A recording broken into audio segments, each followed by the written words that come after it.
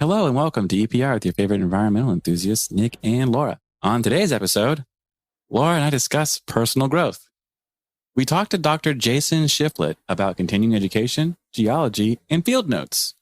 And finally, rubies and sapphires are actually the same mineral, corundum. But traces of iron stain the mineral red for ruby, while traces of chromium or titanium stain the mineral blue for sapphires, which is kind of wild. Also, just FYI, rubies, sapphires, and emeralds are all more rare than diamonds. How about that?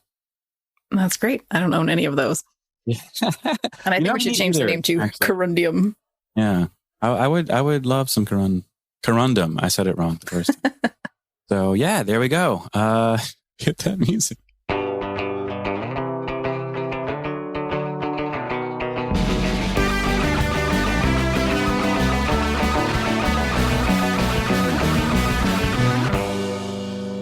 All right, coming up soon, NAEP and APU are hosting a webinar on the restoration of the Indian River Lagoon at 11 Eastern on January 25th.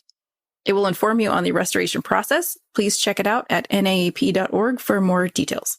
Our sponsor today is Dawson. Dawson is a native Hawaiian global business enterprise serving federal clients through construction, PTS, and environmental services. Operating worldwide, Dawson is headquartered in Honolulu, Hawaii, with offices across the U.S., rooted in Hawaiian values of aloha, embodying humility, respect, and compassion for all, and ohana, family. Dawson carries forward a kuleana responsibility to benefit the native Hawaiian community. Dawson's environmental branch brings science, solutions, and sustainability to planning, compliance, munitions, and remediation. With a permanent 8A status, Dawson is the perfect solution to all your business needs. Now let's get to our segment. So, Laura, there's a topic that we haven't talked about at all, not even today, I would say, about personal growth. We talked to Jason about it quite a bit, and it was really fun to hear him have the perspective that he did, right? Which was basically like, you're responsible for growth and you should want to find areas to grow. So, I don't know, let's talk about it. I mean, like, where do you see the value in doing this kinds of things, and where do you even start? Because it's a really challenging thing, and it's really different from when you start your career to where, like, as you progress. But I mean, I think it's pretty important to do all the way throughout. Yeah, absolutely. I think it's important for everyone. If we're not moving forward, you're pretty much moving backwards, right?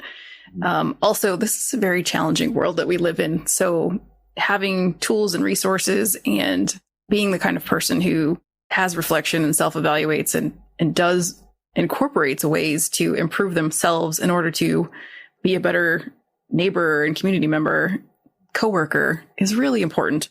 So one of my favorite ways is books. I like to read. I'm in the high impact book club, and we read a leadership or personal growth book every month. And then we're going in our 4th year. So I've read a lot of books.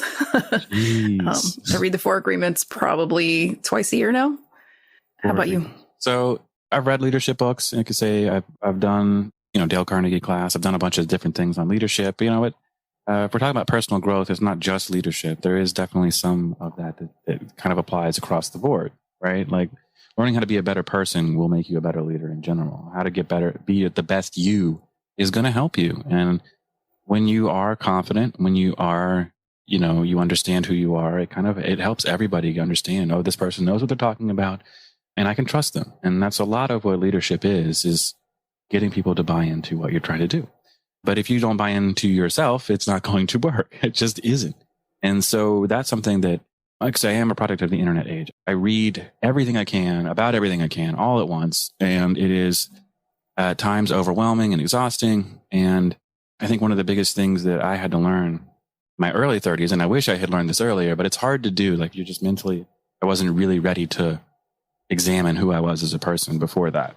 Right. But I was not taking any time to reflect on what I was reading or how I was doing or anything like that. I wasn't going, I was just waiting for the review process for someone to tell me, oh yeah, you're good at this, that, the other, or whatever.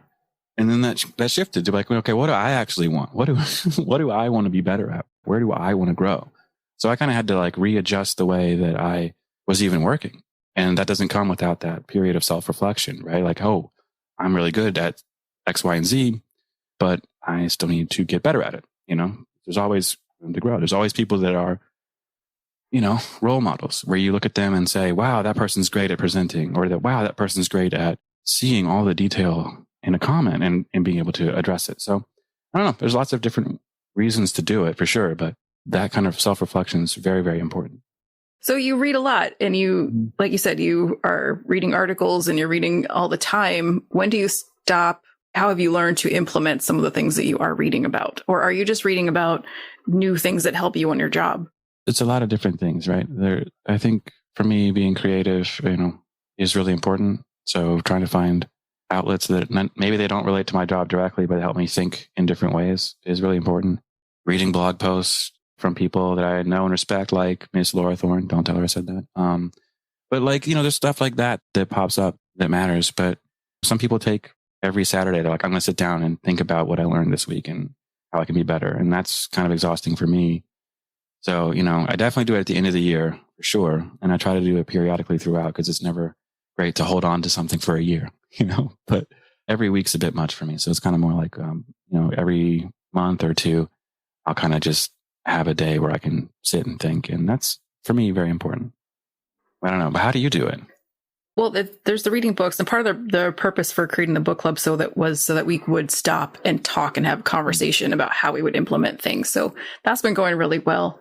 I also have a accountability buddy. So I think I've mentioned him before, but my friend Brian, we try to meet every week, but we meet probably every other week. And we basically talk about our goals and what we're working on and our personal development goals. So we talk a lot about philosophical things or just like goals we've set for ourselves. And sometimes he calls me out on things I said I was going to do that I didn't do and vice versa. Nice. But then also just mentoring. I think actively using the tools and things that you've picked up on the way and given them back to a younger person, or not even a younger person. I've mentored lots of peers, like my accountability buddy and I. That's a great way to really kind of vocalize the things that you're trying to internalize, and then also see if they still make sense when they come out of your mouth. Yeah. I mean, gosh, just thinking about the things I just said. Did that make sense? No. Yeah, that's really cool. So how did you get involved in that then? Well, that was kind of a funny thing. A friend of mine started dating Brian a couple of years ago, and Brian was trying to start a business, and he was struggling with spreadsheets and processes and really, the stuff that I really like and I'm good at. So his girlfriend, Mason, who's an amazing artist, she was like, maybe you should talk to Laura. And so Brian and I have been meeting, and Brian's an amazing artist as well. We've been meeting for 3 years now, longer maybe, but one of my best friends, like super fantastic. Wow. So I think everyone should try to find someone like that, a peer mentor, someone that they really you can share and vent, but you're mostly there to help lift each other up. And to really, there are times when one of us has had a bad week and then we're able to say like, well, you could also look at it this way, Yeah. Oh man. Yeah. And that's invaluable because it's really hard once you start spiraling to pull up, and that gives you a different perspective too. And again, it's being creative, right? You might think of a different way of doing something that you wouldn't have otherwise. So, right. All right. Accountability buddy. I cannot say that. That is that very slowly. Okay. So yeah, get one of those and have the Animaniacs do it. Yeah. Oh gosh. Yeah. We're really good and goofy now, so maybe we should. So let's get to our interview. Sounds great. Hello and welcome back to EPR. Today we have Dr. Jason Shiflet, the Restoration Senior Program Manager with Dawson. Pretty cool company. Welcome, Jason. Glad to have you. Thank you. Glad to be here.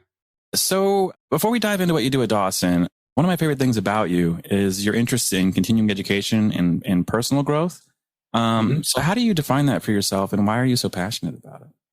Oh, I suppose I've had a long academic career. Yeah. I did my doctoral work while working full time. And so I've spent many, many years in academia alongside my regular work role. And I just, through that experience, have developed a passion for learning, just continuing to evolve. And so I think from there, essentially, I would say there was a watermark moment in my academic career. I had a professor at the University of Georgia, Dr. Paul Schroeder, who had an interesting way of challenging his students. And it's kind of hard to sort of put it into words, but essentially his expectations of what we knew and how we learned and behaved were extremely high. He just assumed that you knew. And if you didn't know, you better know really quickly.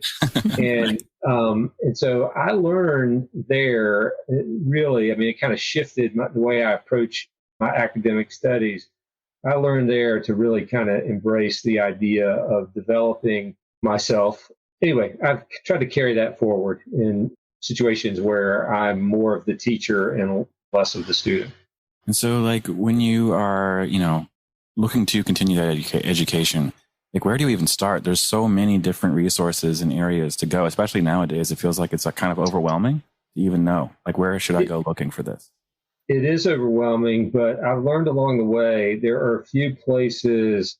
Okay, so my own personal experience is I'm a graduate of Clemson, and Clemson has a symposium each year, the Hydrogeology Symposium. And so just from my own personal experiences, I have discovered places like that offer continuing education.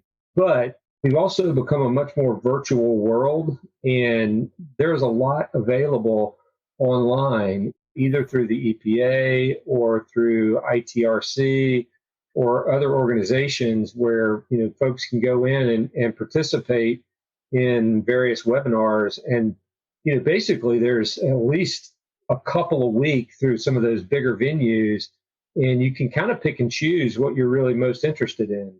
And do you see that? Is that a really unique thing in the environmental space? Is that something that more people should be doing that aren't? Well, these web-based opportunities have definitely gotten more popular in the last few years. They've been around for a long time, though. I encourage folks to use them because actually, not only have they become more common, they've gotten better. I mean, You can see the presentation, you can hear the author or the presenter clearly. You can raise your hand and ask questions in writing or verbally sometimes. So it's kind of like if you do college online, it's kind of a similar experience. And so I really am fond of them. The other nice thing is if you register for these events online, typically you get, continuing education credit, which some folks need, but also you can, after the fact, download and re-listen to the presentation if you want. So I do like in-person opportunities as well. I think that's vital for folks to find at least one opportunity where they can go and meet people face to face and have that experience that way. But for those that require continuing education credits, I get many of mine online. Yeah, and it's a great point. And, it's funny, you kind of touched on this a little bit, but when we talk about personal growth and leadership, so where you go from being a student to a teacher, do you see those things as two different things?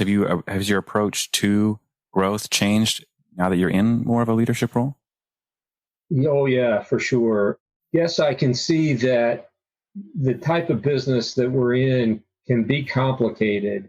And in some ways, time is sort of the only thing that really matters. You have to work on projects for an extended period of time. You have to be exposed to different kinds of work over extended periods of time. And I think because I'm now, where I am and looking back previously, I can still remember not knowing what various acronyms meant or what a specific kind of remediation system really meant. And so I accept that people struggle with that. So the position that I'm in today, I try to take that knowledge and use it to help me explain and, concepts or the like to my junior staff and folks that are just entering the industry.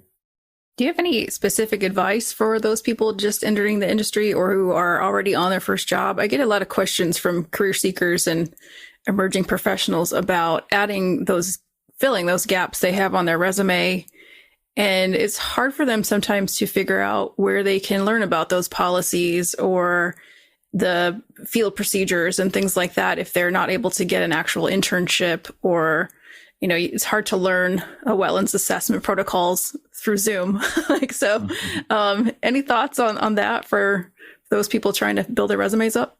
Well, that's a really tough one. And what I want to do is So I feel. I want to put on my Paul Schroeder hat and say, if you want to know, then go learn it, go do it. If you have a passion for a particular subject, whether it's wetlands or otherwise, spend time in that arena and talk to people who do that kind of work. I mean, take some personal responsibility in digging. If you have a job of a work experience and maybe you're not getting the kind of breadth of exposure that you want, that can be a little more complicated. And you might have to, oh boy, I don't even know how you would do that. Let's say, I guess what I'm thinking is let's say you're a young employee and your job is to perform site assessment work, and that's all you ever do for that company. To expand outside of that, you may have to look around, I guess, and see if you can find an experience that's going to let you spread your wings a little bit in different areas. That's kind of hard to do if you're in the middle of working day to day, though. Mm-hmm. Yeah, I like what you said, though. You have to take personal responsibility to go out there and do it. I think a lot of people sit back and say, well, I can't, or they won't let me, or whatever that case might be. But if you really want to expand, you might have to do it on the weekends, or you might have to volunteer to swap some time with a different division or department or something. Yeah, I have to say, as a person who evaluates folks that we hire and folks that report to me, it's not always about exactly what you know technically. In some cases, it really boils down to what kind of ambition do you have? What kind of motivation do you have? Are you internally driven and motivated? And for a young person to say, you know what, this is not what I do, this particular interest I have is not what I do day to day, but I'm going to take it on myself to learn and get involved in any way I can, that says something about that person. And that's important. Yeah, totally agree. That's great. Well, Nic talks about you all the time in your leadership. And so we're always looking for people to write articles for the NAEP blog. So you're welcome to volunteer with that spare time that you have anytime. Sure. Be happy to. But aside from that, let's jump backwards a little bit and talk about what you do at Dawson. Okay. So Dawson has multiple business lines. One of those business lines we call the environmental business line.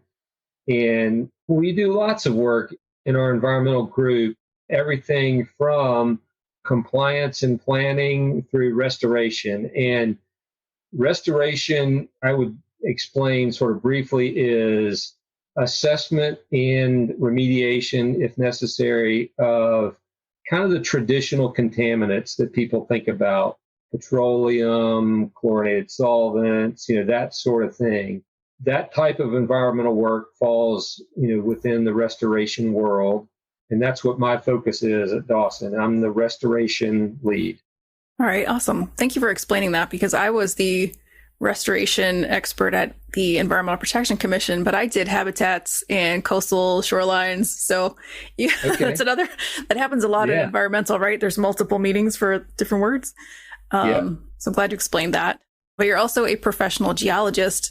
So maybe for our younger listeners, and maybe someone who is a early geology graduate, like, what kind of jobs did you do when you first started? And are you doing what you thought you would do?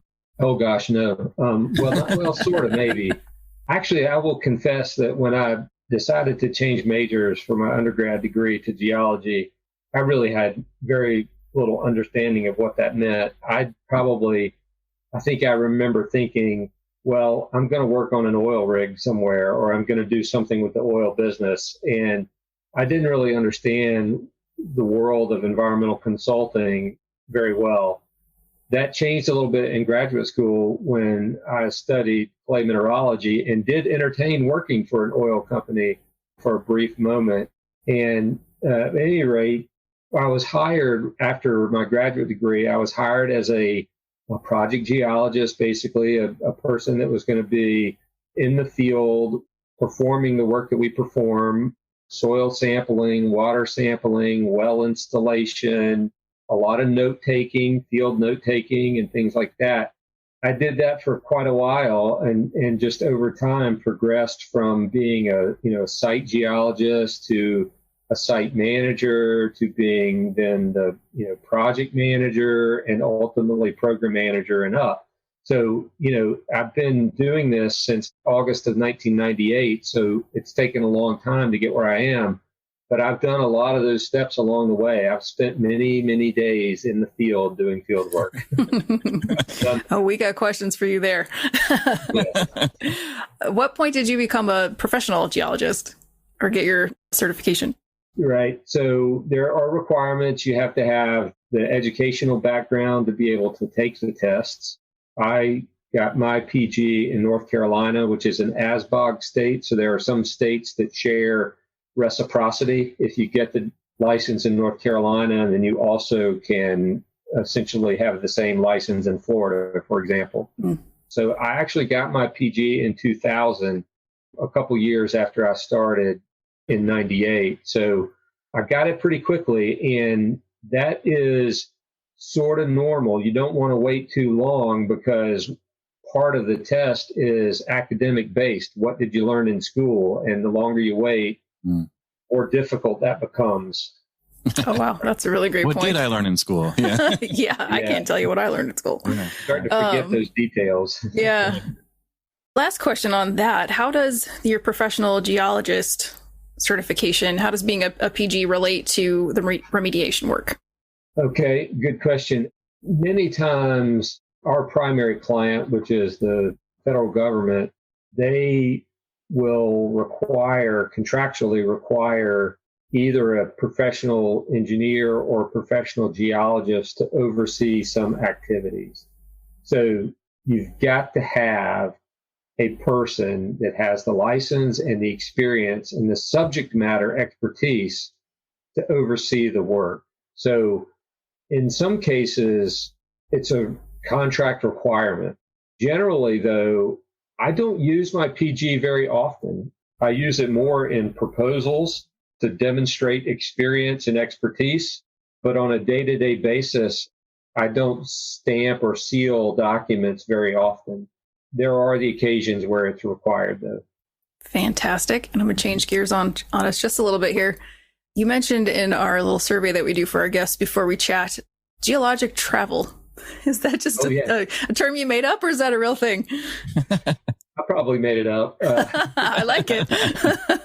Yeah. But I want to know more. What does that mean? Yeah. So obviously what I'm getting at, or maybe not obviously, but what I'm getting at is I have dragged my family all over the United States to see things geologically related. I tell this great story that we were near Yellowstone National Park, and south of Yellowstone, when you exit the park, one of the largest landslides that's ever occurred in the United States is sort of off the beaten path in that area. And nobody wants to see that sort of thing except for geology geeks like me. And so, because I'm the driver, my family gets to go see that sort of stuff. And so it's kind of an internal joke within my family. My kids roll their eyes when they, hear we're going to go see some outcrop or some, escarpment or earthquake lake or whatever. It's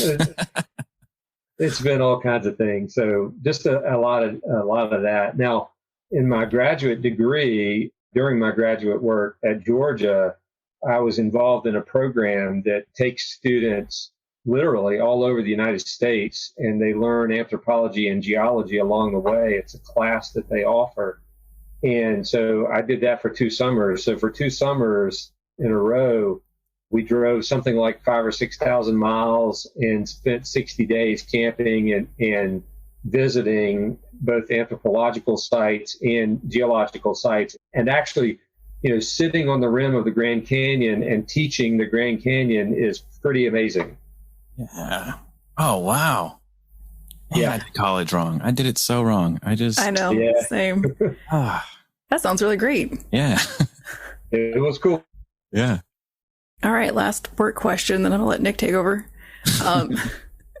PFAS has been quite controversial lately in the environmental field. So what are some of the challenges in dealing with PFAS, and how do you see the remediation field tackling those issues going forward?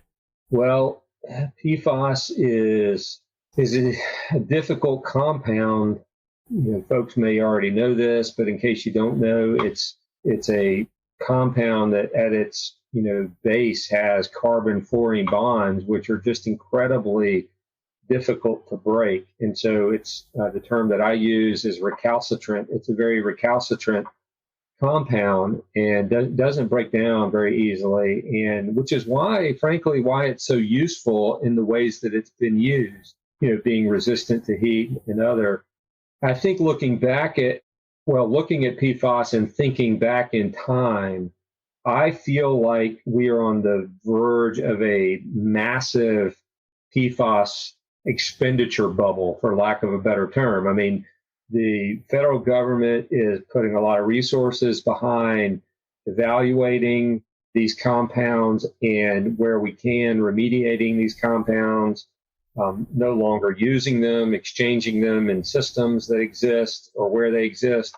And I really feel like we are just beginning to manage this PFAS issue that's in front of us. I won't be surprised if it lasts 20 years easily. It is a big deal for 20 years.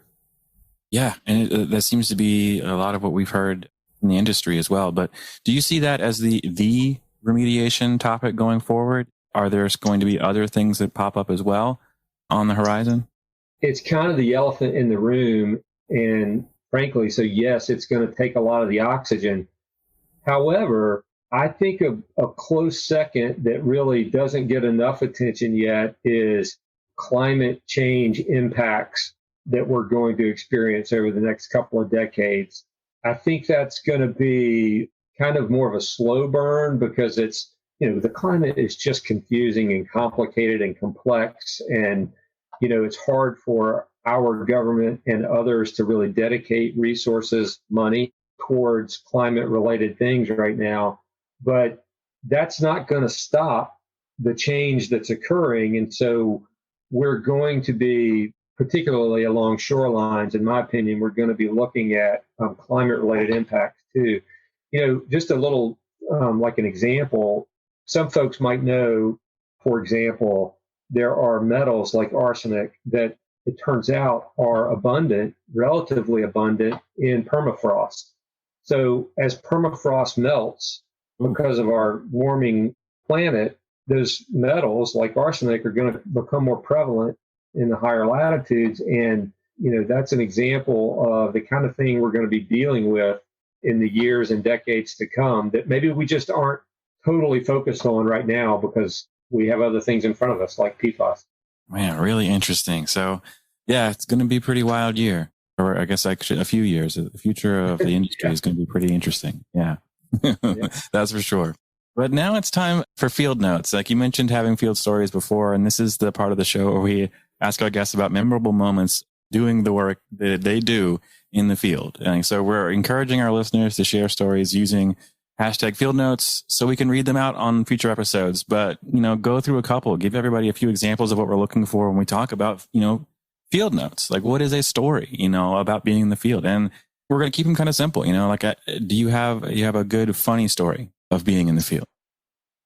Oh man. Funny. I think when I think of field work and funny, honestly, the first thing that comes to mind for me is when you're in the field for an extended period of time, usually with a small group of people, you really start to develop, obviously, friendships, and, there's a lot of camaraderie there. And when I think of funny in the field, I don't know that I have a specific event as much as I would characterize it as saying, there are just those kind of squirrely moments where folks, somebody might get stuck in the mud, or they've filled up a sample jar and then they promptly drop it on the concrete pad, the well pad, and it shatters. And, It's kind of all the little things and, tied together with this relationship that you have with these people in the field.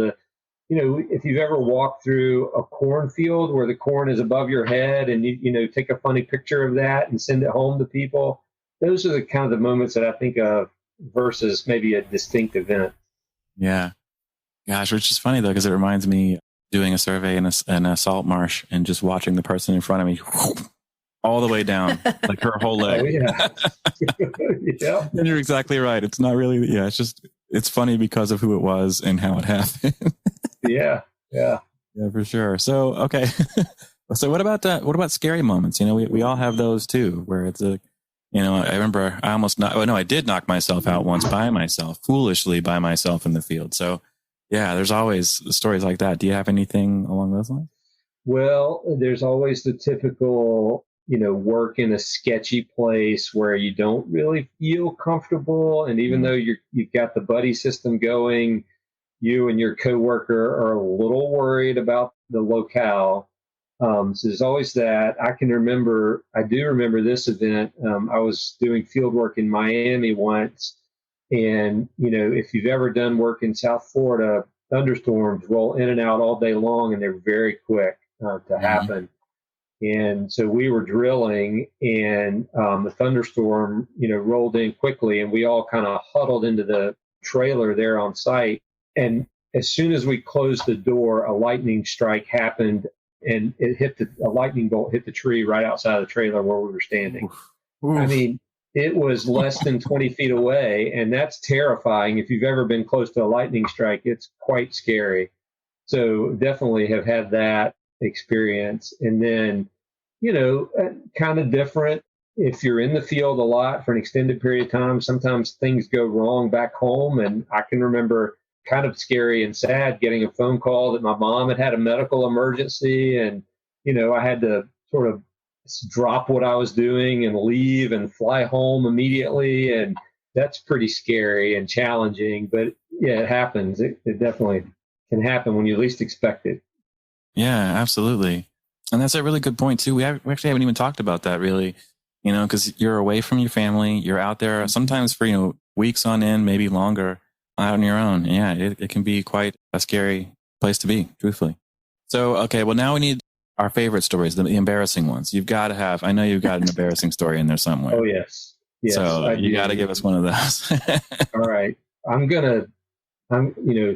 To protect the identity of others, I'm going to tone the story down just a little bit. But I'll say it this way. This has been quite a while back. And at the time, eBay was kind of becoming a thing. Okay. And I had a neighbor who was elderly and didn't understand what eBay was. And so I offered to help them sell something on eBay. And without saying what the something was, just trust me when I say it was a little on the crude side and a little on the inappropriate maybe side. It was not, it was something I would love to have kept on the down low, as they say. So anyway, fast forward to my I had a meeting with a client on site, and we were going to be presenting to the public some information the following day. And this client, there were several of them who were there with me. But basically what they want to do is practice the presentation the night before. No problem. Happy to do that. Everything's ready. We're just going to be going over it. So I'm using my laptop computer, and I'm broadcasting this presentation on the wall, and it's a small group of people. And the folks that are old enough to remember are going to remember what happens when you get a pop-up on your screen. So I'm in the middle of presenting, with my client, and this crude thing, eBay message pops up, and it's there, and it's very obvious. There's no hiding it.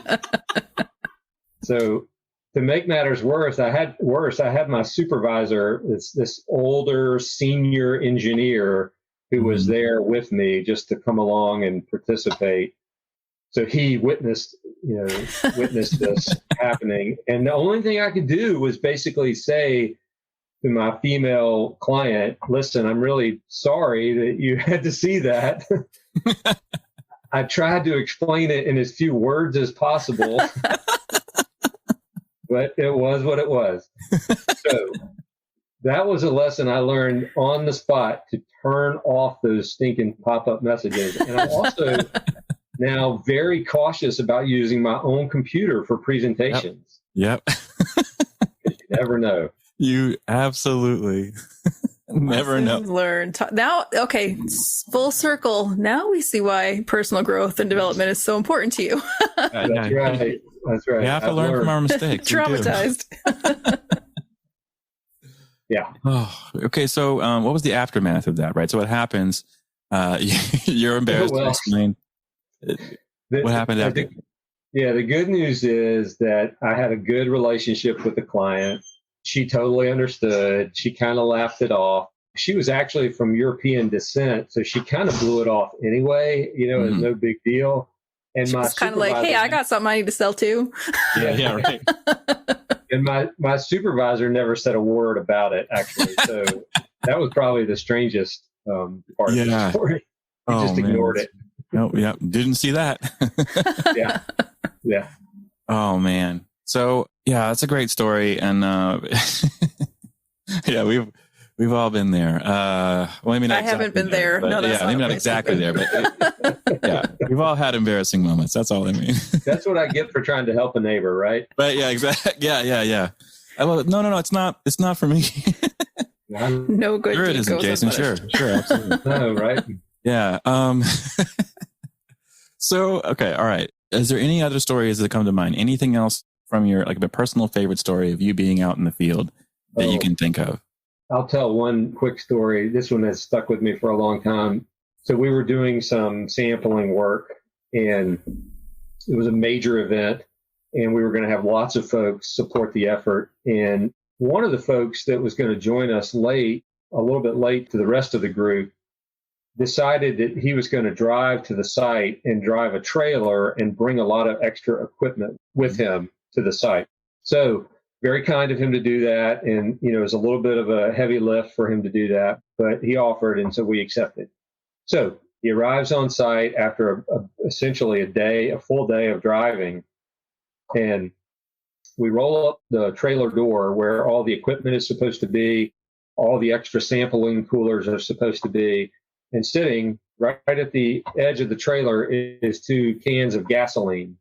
And I said, what is this?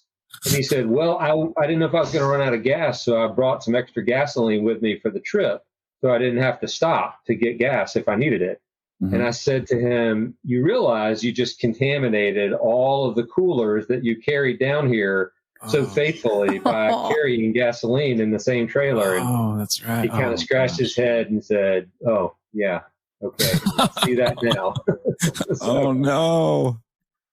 Oh, my gosh. That was another one of those learning moments for him and others. Yeah. Oh, man. So what did he have to go back all the way back? Yeah, it was all wasted. We had the labs have to ship us all new coolers, all new sampling equipment. It was basically a wasted effort because he had, brought all that stuff with him, and he was trying to think ahead and just didn't put together in his mind that gasoline was going to contaminate everything he carried with it. So. Oh my gosh. Yeah. Oh, trying to be efficient. Yeah. Wow. Yeah. Oh, and I'll tell you one more. Now I'm on a roll now. Yes. That's what we want. The worst field experience I ever had, bar none, was I was drilling at a military installation in North Carolina. And for the 10 days I was there, I feel like the temperature never moved above 35 and never fell below 30. So it was basically almost freezing for 10 days and raining. And I had the flu. It was terrible. It was the worst field experience ever in my life, not even close. But somehow I've made my way through it. But that can happen too. Yeah. Oh my gosh. Yeah. That's brutal. That is not fun. That's So, all right. Well, ending on a lighter note here. We love asking our guests about their hobbies too, because I think it's one of the joys of the profession is that everybody has different things that they like to do outside of work. And one of your favorites is soccer and playing soccer, not just watching it. So what got you into soccer? And we'll get into the World Cup in a second, but why soccer? Oh, well, I don't know. My parents maybe signed me up when I was about 6 years old, I guess. That was the beginning. I just started early. I played my whole life, but really never developed a passion for it until I was in my 20s. And then it was like a passion on steroids. I've played, coached, kind of the full gamut, coached younger boys and girls, older boys, and not really older girls, I guess. But anyway, did that for a long, long time too. So I don't know how to say it other than I'm a total soccer addict. I played this morning. I try to play 4 mornings a week before work. At least I would play every day if I weren't so old and slow. I used to be able to play more often, but anyway, yeah. Who are you playing with? Who else is playing 4 days a week before work? So when I moved back to the Charlotte area after school, I found a group of guys. There was maybe a list of 50 or so on an email list, and that they would basically just by way of email coordinate to meet. And at that point, it was maybe a couple days a week. And in the late 90s, and that's just grown over the years to now we have, close to 400 people on this list. Wow. We use this app to organize it, and now there are games every day except for Sunday. So we had like 30 people show up this morning, and we had to have 2 games because it was such a busy morning. So oh my gosh, we play year round. So okay, what's your position? Where do you like to play? I typically end up in the middle as a quote unquote midfielder. I kind of like to attack a little bit. As I get tired, I kind of defend a little bit more. So, I play in the middle. Yeah, perfect. That's a good spot to be. You get to do a little bit of everything, which is fun. So yeah. Well, cool. And so how do you think the men's national team did in the World Cup this year? Were you happy with the results? Do you think they could have done better?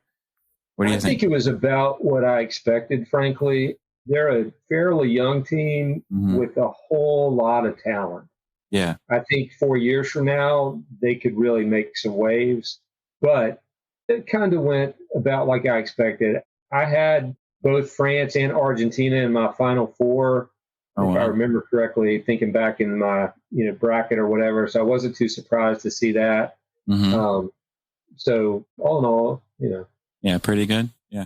One of the greatest soccer games ever, the final. The final was exceptional, yeah. I mean, I don't know how else you can say it other than a phenom like Mbappe, who's just doing the ridiculous things that he does and can do against a legend like Messi, who a lot of people would argue he deserves to win, or, he's earned that right to win.